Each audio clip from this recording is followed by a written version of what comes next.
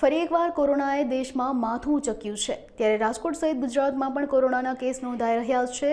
રાજકોટ મહાનગરપાલિકાના આરોગ્ય શાખાના જણાવ્યા અનુસાર રાજકોટમાં છેલ્લા એક પખવાડિયા દરમિયાન કોરોનાના કેસમાં વધારો નોંધાયો છે।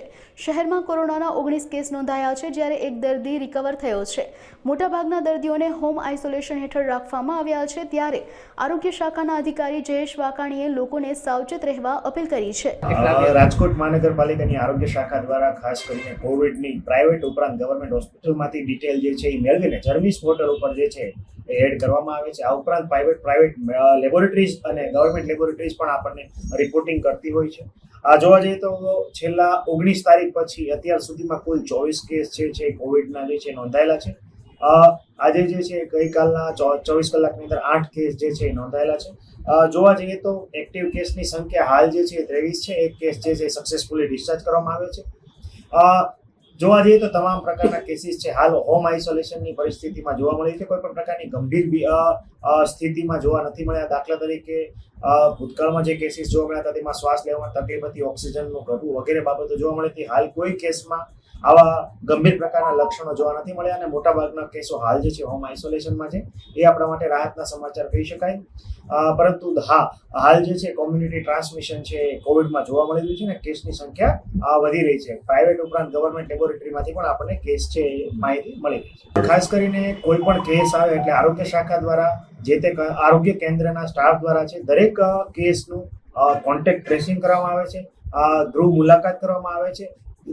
7 દિવસ સુધી ગૃહ મુલાકાત દરમિયાન દર્દી છે એની ખાસ કરીને સ્થિતિ બાબતે સુપરવિઝન અને મોનિટરિંગ કરવામાં આવે છે। એ પણ ડેઇલી ધોરણે જે છે કરવામાં આવે છે। આ ઉપરાંત દરેક પોઝિટિવ કેસનું કોન્ટેક્ટ ટ્રેસિંગ એમાં પણ ખાસ કરીને હાઈ રિસ્ક અને લો રિસ્ક કોન્ટેક્ટ જે છે એ શોધવામાં આવે છે।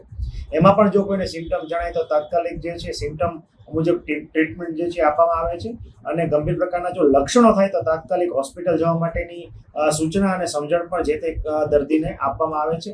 હાલ આપણે રાહતના સમાચાર એ કહી શકાય કે કોઈ પણ ગંભીર પ્રકારના કેસીસ છે નોંધાયેલા નથી, પરંતુ માઇલ્ડ પ્રકારની સિમ્ટમ્સ વાળા એટલે કે સિઝનલ ફ્લૂ લાઇક સિમ્ટમ જે છે એવા જ તમામ પ્રકારના દર્દી છે નોંધાઈ રહ્યા છે। હાલ ગભરાવાની જરૂર નથી, પરંતુ સાવચેતીની 100% જરૂરિયાત છે। કોઈ પણ શરદી, ઉધરસ અને તાવ કોઈ પણ વ્યક્તિને જણાય તો તાત્કાલિક નજીકના આરોગ્ય કેન્દ્ર પરથી દવા મેળવવાનો આગ્રહ રાખવો જોઈએ। આ ઉપરાંત દાખલા તરીકે કોઈની તબિયત શરદી, ઉધરસ, તાવમાંથી શ્વાસ લેવામાં તકલીફ પડે, તાવ ઉતરતા ના હોય, આ ઉપરાંત અન્ય કોઈ પણ લક્ષણો જણાય જેમાં ઓક્સિજન ઘટવું વગેરે કોઈ પણ બાબતો જણાય તો તાત્કાલિક સિવિલ હોસ્પિટલ, આરોગ્ય કેન્દ્ર કે પ્રાઇવેટ હોસ્પિટલનો સંપર્ક કરવો ખૂબ જ હિતાવહ છે। કોઈ પણ શરદી ઉધરસના દર્દીએ બહાર મેડિકલ સ્ટોરમાંથી દવા લેવાને બદલે કોઈ પણ તજજ્ઞ કે ડૉક્ટર કે તબીબ પાસે જઈને દવા લેવાનો આગ્રહ રાખવો જોઈએ। આ ઉપરાંત જોવા જઈએ તો દરેક વ્યક્તિ જેને શરદી, ઉધરસ અને તાવ હોય એમને છીંક, ઉધરસ કે કોઈ જ્યારે પણ આ છીંક કે ઉધરસ ખાવાની હાલત આવે અથવા બોલવાનું આવે ત્યારે બની શકે તો મોં અને નાકની આગળ જે છે માસ્કનો પ્રયોગ કે રૂમાલનો પ્રયોગ કરવો ખૂબ જ હિતાવહ છે। આ ઉપરાંત દરેક વ્યક્તિ હાલ જે છે કન્જેસ્ટેડ એટલે કે ખૂબ જ ભીડવાળા વિસ્તારમાં જવાનું, જેને શરદી ઉધરસ હોય એમને ખાસ ટાળવું જોઈએ જેથી પોતાનો ચેપ જે છે અન્ય વ્યક્તિઓને ના ફેલાવી શકે।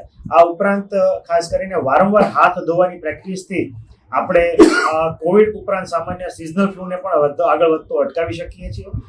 માસ્ક ફરજિયાત નથી, પરંતુ હા, કોઈ પણ દર્દી પોઝિટિવ હોય તો એ માસ્ક પહેરે તો એનું ટ્રાન્સમિશન અન્ય વ્યક્તિને આપણે આગળ વધતું અટકાવી શકીએ।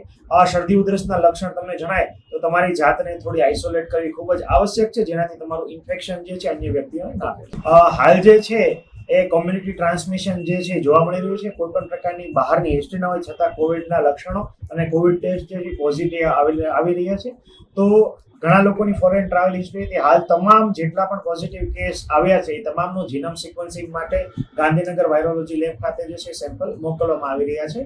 હાલ જે છે કયો સ્ટ્રેન છે એ જે વાયરલ સ્ટ્રેન જે છે એનો રિપોર્ટ આવ્યા બાદ જ આપણને ખબર પડશે, પરંતુ હાલ જે છે લોકલ ટ્રાન્સમિશન જોવા મળ્યું છે ને ઘણા લોકો જે બહારથી ટ્રાવેલ કરીને વિદેશમાં ટ્રાવેલ કરીને આવેલા છે એમણે પણ ખાસ જે છે સતર્ક રહેવાની જરૂરિયાત છે। 100% હાલ જે છે રિકવરી ઘણી બધી સારી રીતે જોવા મળી છે। બીજા કે ત્રીજા કે ચોથા દિવસે વ્યક્તિ જે છે લક્ષણો વિહીન એટલે કે એસિમ્પ્ટોમેટિક થાય છે અને પૂરેપૂરી સ્વસ્થતા જોવા મળી રહી છે। હાલ જે છે માસ્ક છે એ પહેરવું ખૂબ હિતાવહ છે।